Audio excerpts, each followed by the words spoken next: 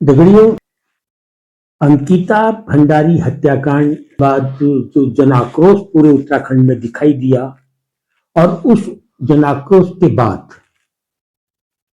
CBI की जांच की मांग जनता की ओर से उठना, यानी सीधे सीधे था कि हम राज्य सरकार की पुलिस या राज्य सरकार द्वारा गठित एसआईटी की जांच पर भरोसा नहीं करते।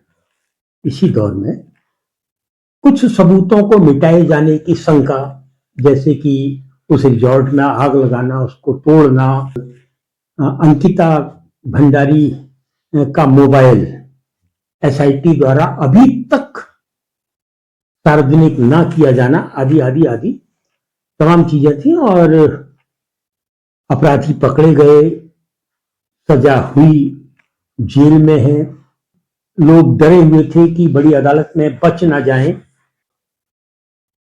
उर्मिला नाम की एक महिला, जिनको एक्ट्रेस भी कहा जा रहा है, वो सामने आती हैं और बहुत कुछ बोल जाती हैं, बहुत कुछ। और जो वो बोलती हैं उसके बाद जो तूफान उत्तराखंड की राजनीति में आया और जिस तरीके से अंकिता भंडारी हत्याकांड की जनता की फाइलें दोबारा खुली और आक्रोश सड़कों पर आया, तो सरकार को फैसला लेना ही लेना था। लेकिन इस पूरे प्रकरण में जो महत्वपूर्ण था वो ये था कि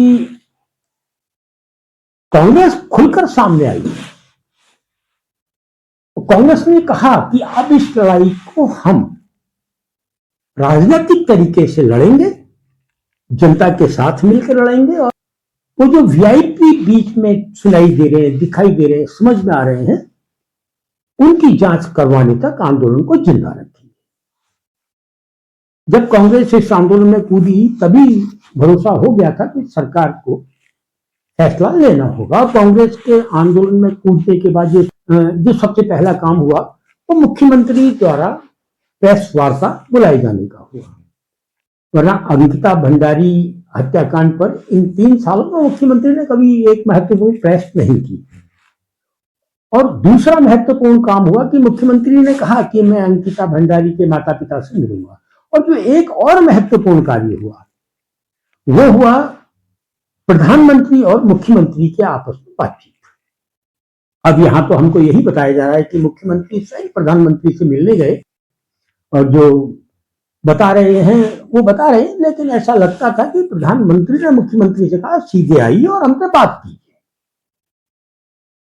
और जब मुख्यमंत्री दिल्ली से लौटे हैं और लौटने के बाद जिस तरीके से उन्होंने कहा है कि वे निवेदन करेंगे केंद्र से कि सीबीआई जांच की संस्तुति में केंद्र करे, लेकिन इधर बड़ा जोरदार है कि पूरा का पूरा भारतीय जनता पार्टी और आरएसएस का अमला बड़े जोर शोर से प्रचार कर रहा है कि मुख्यमंत्री ने सीबीआई जांच की संस्तुति कर दी। सीबीआई एक केंद्रीय जांच समिति है और इसको सिर्फ केंद्र सरकार ही आदेश कर सकती है। मुख्यमंत्री की ओर से यदि केंद्र से कहा गया है कि वे इसकी सीबीआई जांच की संस्तुति कर दें, तो उसको लेकर बहुत बड़ी आशंका जैसी पूरे उत्तराखंड में फैली हुई है। उत्तराखंड का जो समाज है, जो अंकिता भंडारी हत्याकांड के दिन से ही इस प्रकरण के साथ जुड़ा हुआ है, उस परिवार को न्याय दिलाने के लिए, अपराधियों को सजा दिलाने के लिए उनकी जो सबसे बड़ी मांग है वो मांग है कि यदि कोई वीआईपी है तो वो सार्वजनिक हो कि वो वीआईपी कौन है। बकौल उर्मिला कोई वीआईपी है। अब सीबीआई जांच की मांग केंद्र से कर दी गई है, केंद्र भी संस्तुति कर देगा क्योंकि हालात ही कुछ ऐसे हैं। इधर पहाड़ एक ही सवाल पूछ रहा है कि आपने जो सीबीआई जांच की मांग की है वो की क्या है, और सीबीआई को जो आप निर्देश केंद्र सरकार निर्देश देगी वो क्या निर्देश देने जा रही है कि कौन सी जांच सीबीआई करेगी, एक। और दूसरा,